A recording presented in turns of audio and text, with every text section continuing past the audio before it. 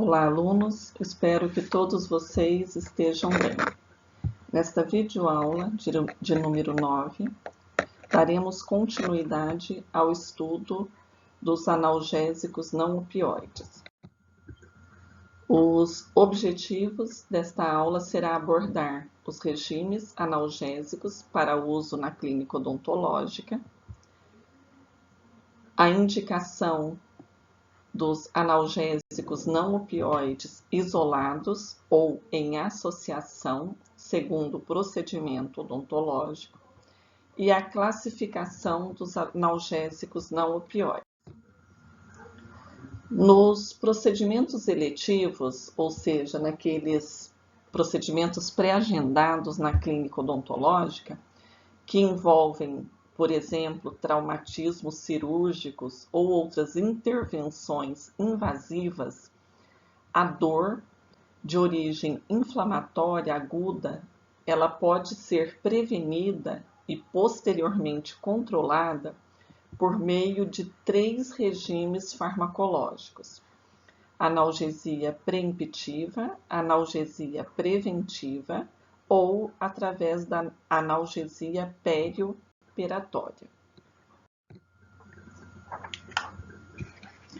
Analgesia preemptiva é aquela em que o uso do medicamento tem início antes do estímulo nocivo, ou seja, previamente ao trauma tecidual. Neste regime, são empregados fármacos que previnem a hiperalgesia, que pode ser complementada pelo uso de anestésicos locais de longa duração. Na analgesia preventiva, o regime tem início imediatamente após a lesão tecidual, porém antes do início da sensação dolorosa. A primeira dose do fármaco é administrada ao final do procedimento, com o paciente ainda sob efeito da anestesia local, seguida pelas doses de manutenção no pós-operatório por curto prazo. Na analgesia perioperatória, o regime é iniciado antes da lesão tecidual e mantido no período pós-operatório imediato. A justificativa para isso é que os mediadores pró-inflamatórios, como por exemplo o fator ativador de plaquetas, a interleucina 1 e leucotrienos, devem manter-se inibidos por um tempo mais prolongado, pois a sensibilização central pode não ser prevenida se o tratamento for interrompido durante a fase aguda da inflamação. Os analgésicos não opioides, eles modificam mecanismos periféricos e centrais envolvidos no desenvolvimento da dor. Os analgésicos não opioides são indicados por tempo curto para dores leves e moderadas, comuns em estruturas dentárias e tecidos de sustentação. O efeito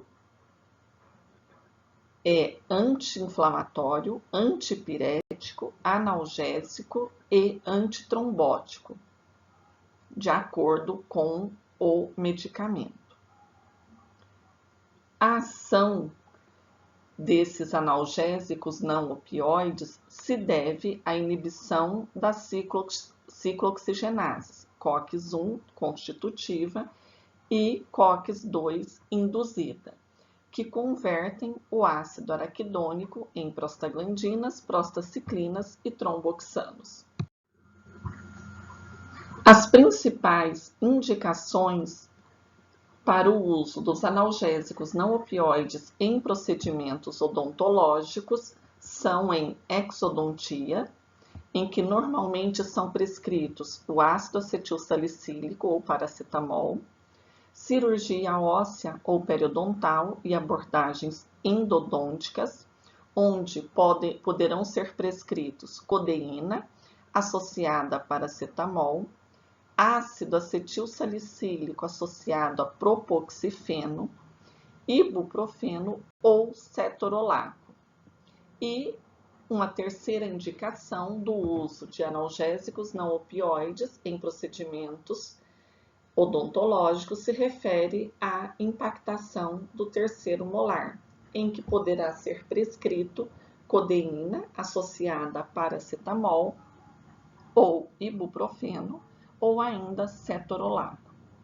Observem aqui que os dois medicamentos que estão destacados em verde se refere à associação de analgésicos opioides com um analgésico não opioide.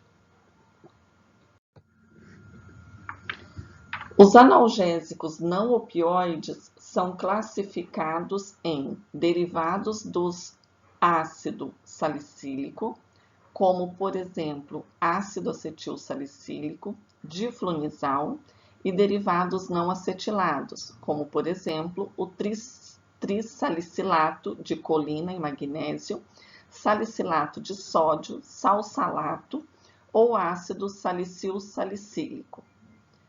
Derivados do paraminofenol, por exemplo, paracetamol, derivados da pirazolona, como, por exemplo, a dipirona, e anti-inflamatórios não esteroidais, que também apresentam ação analgésica, como o ibuprofeno e o cetorolaco. Os analgésicos não opioides mais utilizados na clínica odontológica são o paracetamol, o AS e o ibuprofeno. O ácido acetil salicílico inibe preferencialmente a COX-1.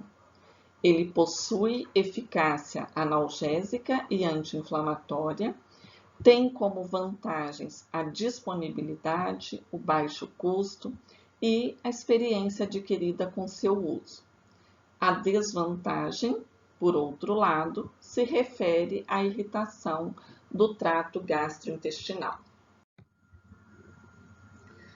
Uma outra classe são os salicilatos não acetilados, que têm como vantagens os menores comprometimento digestivo e alergênico. O diflunisal tem a vantagem de ser ou de apresentar um menor comprometimento gastrointestinal e efeito antiplaquetário, quando comparados ao ácido acetil salicílico. O diflunisal tem meia-vida mais longa, propiciando intervalos de 12 horas entre as doses, mas tem como desvantagem o maior custo e também ele não apresenta efeito antitérmico.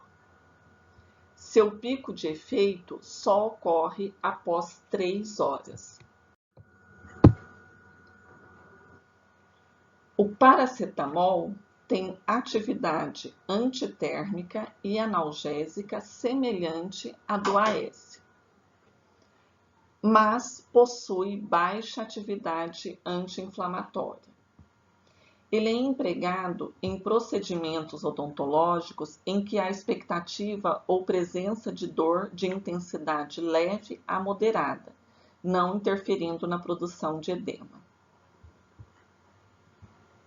Como vantagens, podemos citar a menor indução de irritação digestiva. O paracetamol tem como mecanismo de ação a inibição da COX-3, uma isoforma da COX-1. Ele é utilizado principalmente em pacientes nos quais o uso do AS é contraindicado, como, por exemplo, pacientes com doença ulcerosa péptica, gastrite, refluxo gastroesofágico, asma brônquica, história de hipersensibilidade a AS, crianças com menos de 12 anos. O uso de paracetamol também é preferido em idosos, que são mais suscetíveis à gastropatia analgésica determinada por AS. Pode ser usado também em gestantes e lactantes. Como desvantagem da utilização do paracetamol, podemos citar o seu efeito hepatotóxico. Recentemente, o FDA recomendou que a dose máxima diária do paracetamol fosse diminuída de 4 gramas para 3,25 gramas em adultos, devido a essa ação tóxica para o fígado. Deve-se evitar o uso de paracetamol com álcool etílico e é presente em bebidas alcoólicas ou outras substâncias com potencial hepatotóxico, como, por exemplo, a eritromicina. O paracetamol também é contraindicado em pacientes que fazem uso da varfarina, pelo risco de aumentar o efeito anticoagulante e provocar hemorragia.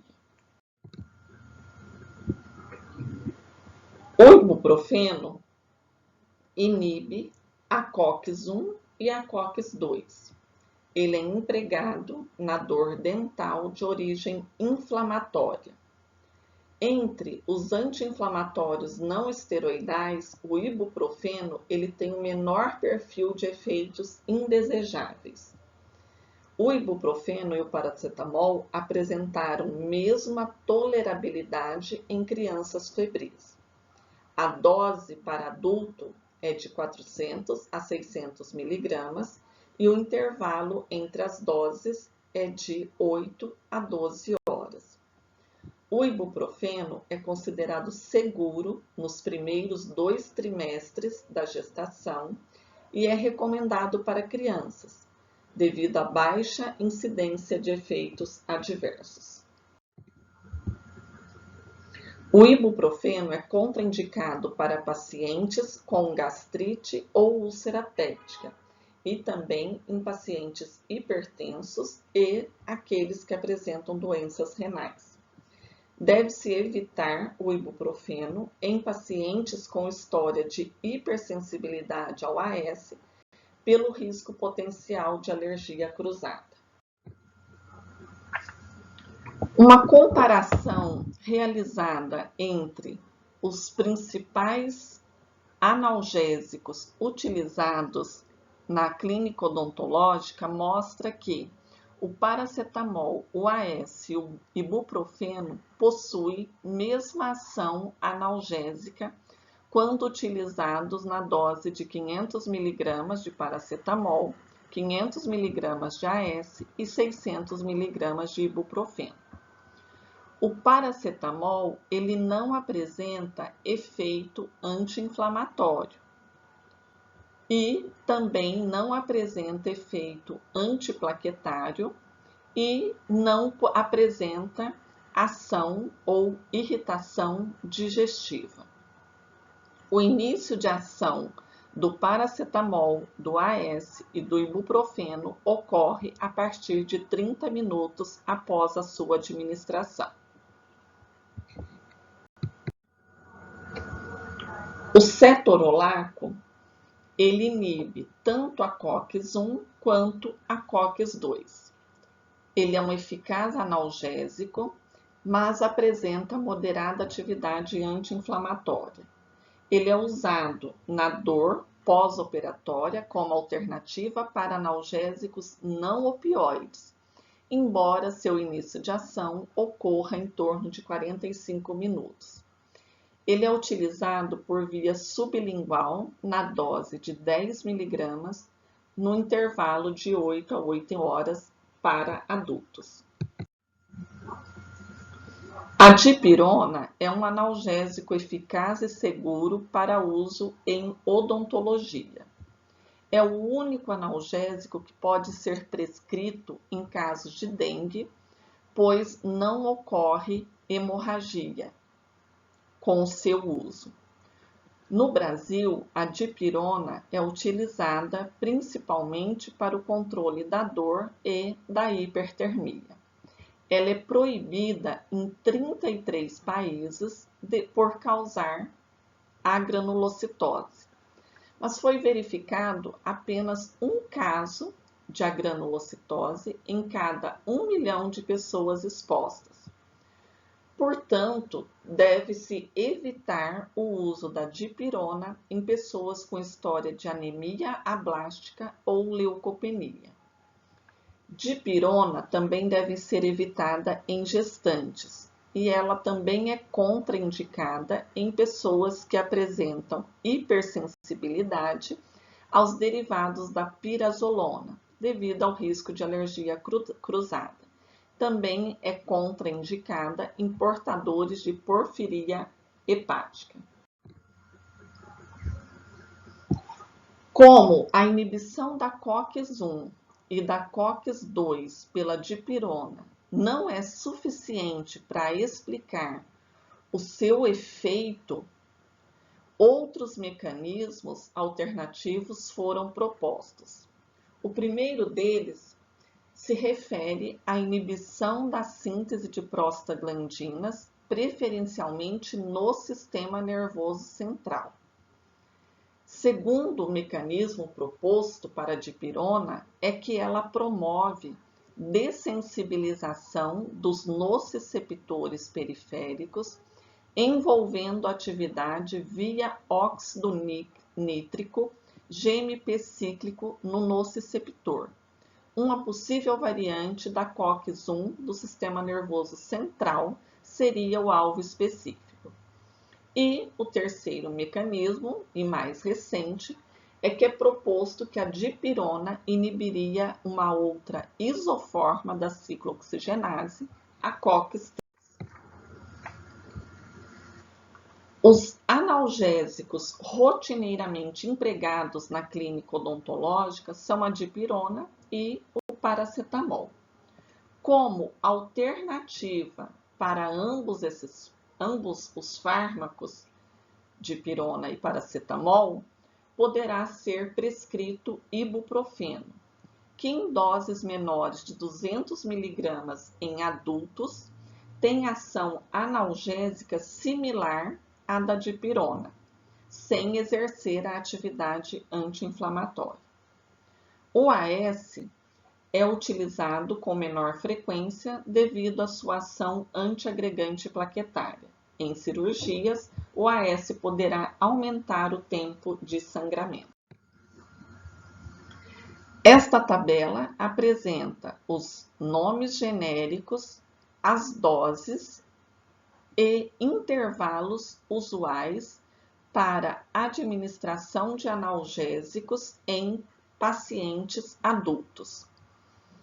A dipirona poderá ser utilizada numa dose mínima de 500 mg e dose máxima de 1 grama.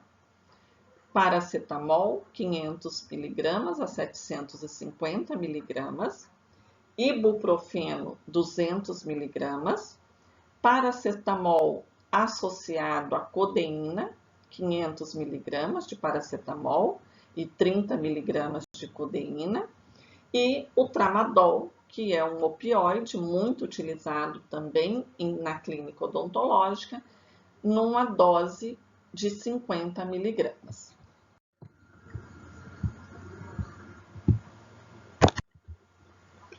Crianças poderão fazer uso de dipirona, paracetamol ou ibuprofeno como analgésicos, geralmente em doses que equivalem a 1 gota por quilo por peso. Codeína e tramadol não são recomendados para uso em crianças. O alívio da dor é mais eficaz quando os analgésicos são dados precocemente. Recomenda-se seu uso antes que desapareça o efeito anestésico local, nas situações em que a dor pós-operatória é esperada. Outra estratégia é a administração preemptiva, preventiva. Por exemplo, o uso de analgésicos não opioides pré-operatoriamente em pacientes submetidos a intervenções cirúrgicas. Não havendo resposta satisfatória aos esquemas terapêuticos corretos e havendo o aparecimento de reações adversas, o fármaco inicial deve ser substituído por analgésico opioide. A associação de 2 analgésicos não opioides não está indicada. Primeiro, porque há evidências de que competem entre si pela ligação a proteínas plasmáticas, aumentando a velocidade de depuração daquele que permanece na forma não conjugada.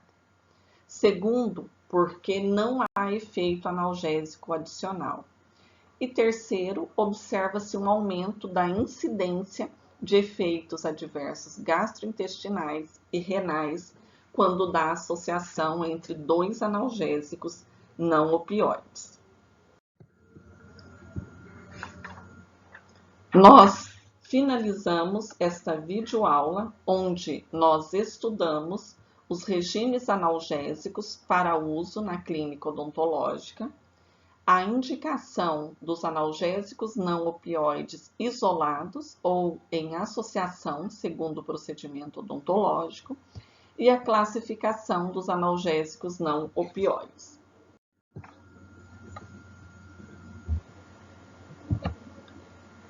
Muito obrigada pela sua companhia.